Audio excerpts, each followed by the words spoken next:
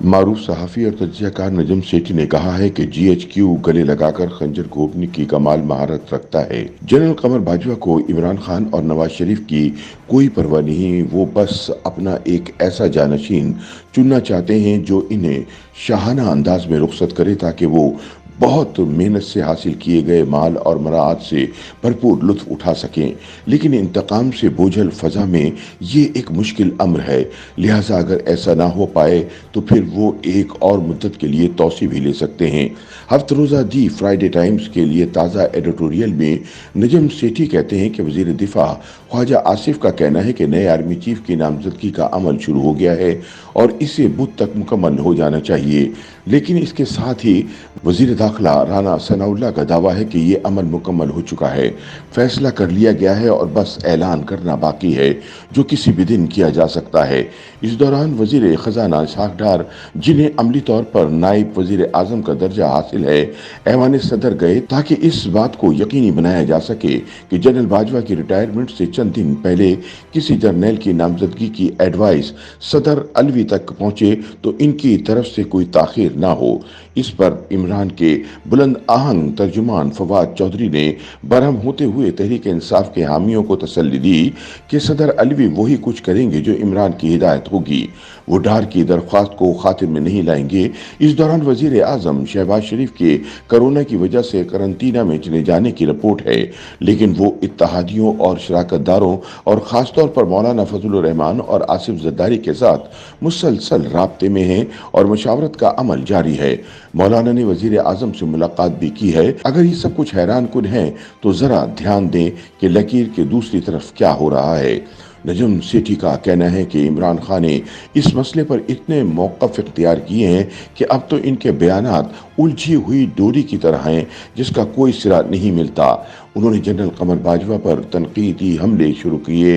अल्फाज का चुनाव ऐसा था कि इंसान दोहरा भी नहीं सकता, लेकिन बिलाखिर इन्हें 6 माह तक की तौसी देने की वकालत करने लगे ताकि अगले इंतखाबात तक वो ओहदे पर बरकरार रहें, यहाँ तक कि नई मुंतखब होने वाली हुकूमत इनके जानशीन का तकर्रुर कर दे। इसके बाद इमरान ने कहा कि नए आर्मी चीफ का चुनाव पीडीएम हुकूमत कर सकती है, लेकिन ऐसा मेरिट पर किया जाए। फिर साथ ही मेरिट की जगह सीनियरिटी की बात करने लगे। कहा कि आर्मी चीफ का चुनाव इस तरह सीनियरिटी की बुनियाद पर हो जैसे चीफ जस्टिस ऑफ पाकिस्तान का होता है।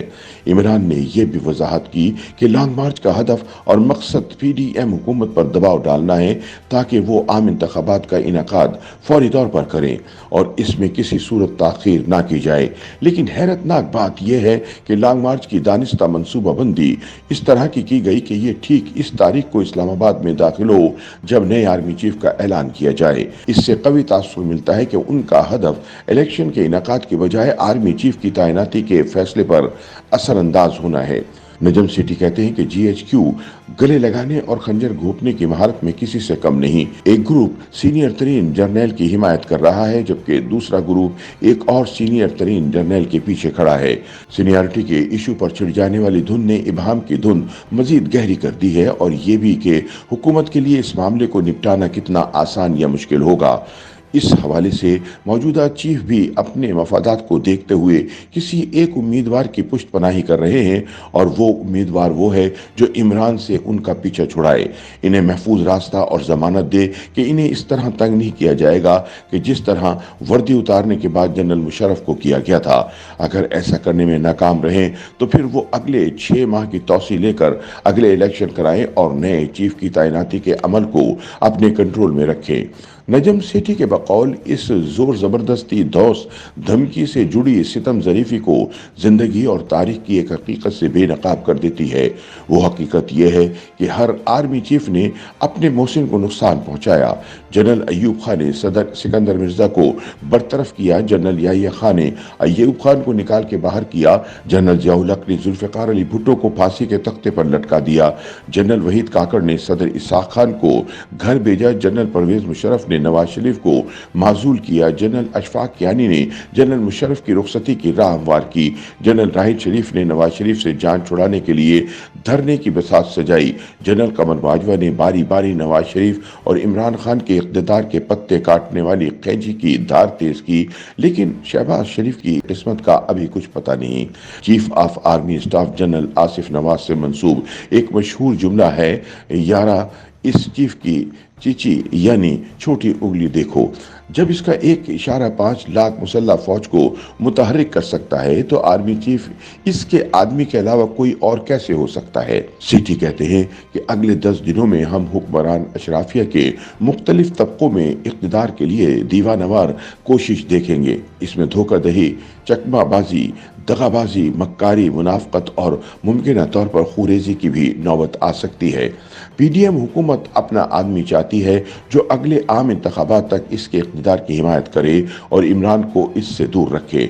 दूसरी तरफ इमरान ऐसा बंदा चाहते हैं जो पीडीएम को हुकूमत से निकाल बाहर करे और 2018 की तरह इसे एक बार फिर मसनद इक़्तिदार पर बिठा दे।